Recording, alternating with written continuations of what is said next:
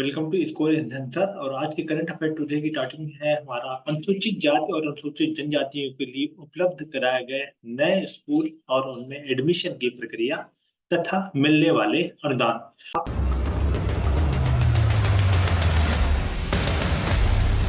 तो लक्षित क्षेत्रों में उच्च विद्यालयों में छात्रों के आवासीय शिक्षा के लिए जो योजना शुरू की गई उसमें श्रेष्ठता का जो मतलब है उसके बारे में हम लोग पहले जानेंगे।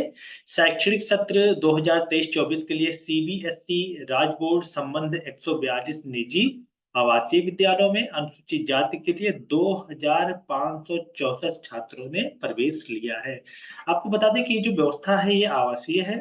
और दूसरी चीज, इसमें सीबीएसई बोर्ड के हो या राज्य बोर्ड के हो, इसमें से एससी अनुसूचित जाति के लिए, क्योंकि अनुसूचित जनजाति की व्यवस्था अलग है, अनुसूचित जातियों की व्यवस्था अलग है, उसके लिए आवासीय विद्यालयों में एक नई व्यवस्था कराई गई है।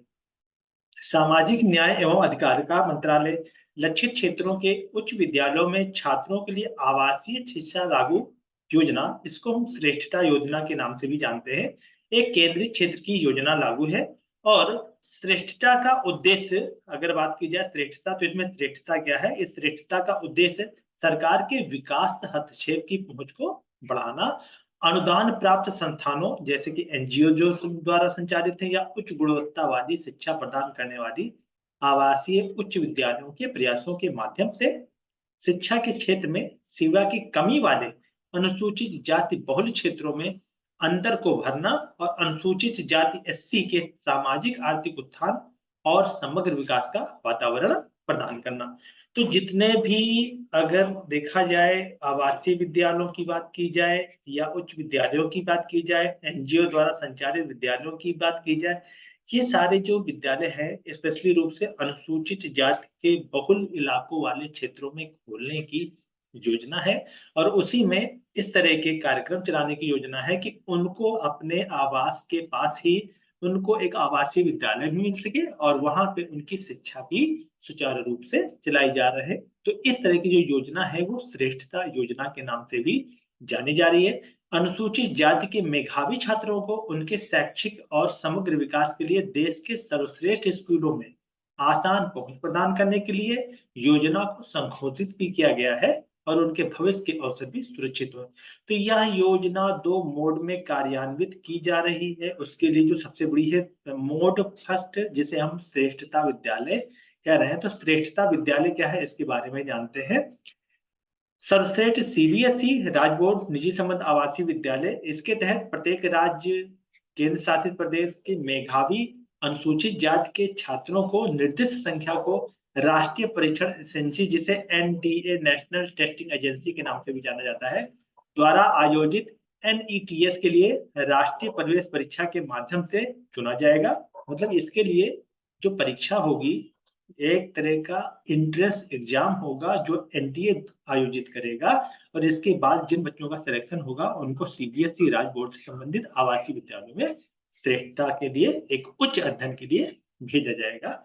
तो निजी आवासीय विद्यालयों में 12वीं कक्षा तक तथा इसके बाद शिक्षा पूरी करने के लिए कक्षा 9वीं और 11वीं में सीबीएसई राज्य बोर्ड में प्रवेश दिया जाएगा। स्कूलों का चयन किस आधार पर होगा? पिछले 3 वर्षों में कक्षा 10 और कक्षा 12 के लिए 75% से अधिक उत्तीर्ण प्रतिशत वाले सर्वश्रेष्ठ प्रदर्शन वाले निजी आवासीय विद्यालयों को चयनित छात्रों के लिए एक समिति द्वारा चुना जाता है। तो इसके जो चुने जाने की व्यवस्था है, तो स्कूलों का चयन क्या है? स्कूलों का चयन यही है कि पिछले 3 वर्षों में कक्षा 10 और 12 के लिए 75% से अधिक उत्तीर्ण प्रतिशत वाले सर्वश्रेष्ठ प्रदर्शन करने वाले निजी आवासीय विद्यालयों को चयनित छात्रों के प्रवेश के लिए एक समिति द्वारा चुना जाता है। और छात्रों का चयन कितना होगा? लगभग 3000 के आसपास होगा। तो ये 3000 कैसे भरे जाएंगे?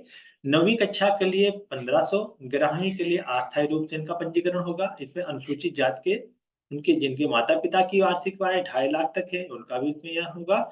और यह योजना के तहत हर साल राष्ट्रीय परीक्षण एजेंसी द्वारा आयोजित राष्ट्रीय अक्षर की परीक्षा के माध्यम से चुना जाएगा। तो ये व्यवस्था है स्कूलों में प्रवेश को भरे जाने की, खास करके अनुसूचित जाति के छात्रों के लिए। छात्रों को उनकी योग्यता के अनुसार स्कूलों की विकल्प की पोशाक दी जाती है और इसके साथ ही स्कूल शुल्क, ट्यूशन शुल्क, छात्रावास शुल्क, मेस शुल्क सहित को भी कवर करने के लिए कुल शुल्क विभाग द्वारा वहन किया जाएगा।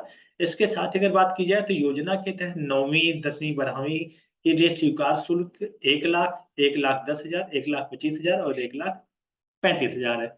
मतलब ये 9वीं की फीस हो गई, ये 10वीं की फीस हो गई, ये 11वीं की फीस हो गई और ये 12वीं की फीस है। ये शुल्क है जो स्वीकार किए जाएंगे। योजना के तहत चयनित छात्रों को व्यक्तिगत शैक्षणिक आवश्यकताओं की पहचान करने के बाद स्कूल के बाहर के घंटों में एक ब्रिज कोर्स प्रावधान भी शामिल किया जाएगा। तो ये यहाँ की व्यवस्था है और ब्रिज कोर्स का लक्ष्य छात्रों की स्कूल के माहौल में आसानी से ढलने को सक्षमता बढ़ाना है। ब्रिज कोर्स की लागत यानी वार्षिक शुल्क का 10% भी विभाग द्वारा वहन किया जाएगा। तो एक प्रकार से हम ये चीज बात क्लियर कर सकते हैं कि ये जो व्यवस्था है इसको हम श्रेष्ठता के नाम से जानते हैं। एक श्रेष्ठता योजना है और इस योजना में जो छात्र भरे जाएंगे उसमें अनुसूचित जाति के लोग भरे जाएंगे। तो ये चीजें बहुत अच्छी बात है, अनुसूचित जाति के लोग भरे जाएंगे। और दूसरी चीज, ये व्यवस्था उनके क्षेत्र में कहाँ पे लागू होगी? ये व्यवस्था उनके क्षेत्र में जहाँ पे एक रूप से ये देखा जाता है कि भौगोलिक परीक्षण वाला हिसाब किताब है या ऐसे लोग जो पिछड़े इलाकों में रह रहे हैं लेकिन उनकी श्रेष्ठता बहुत ही अच्छी है अन्य लोगों के मामलों में। तो ऐसे लोगों को भरने के लिए सरकार द्वारा ये संकल्प जारी किया गया है और इसी के आधार पर इनकी भर्ती की जाएगी।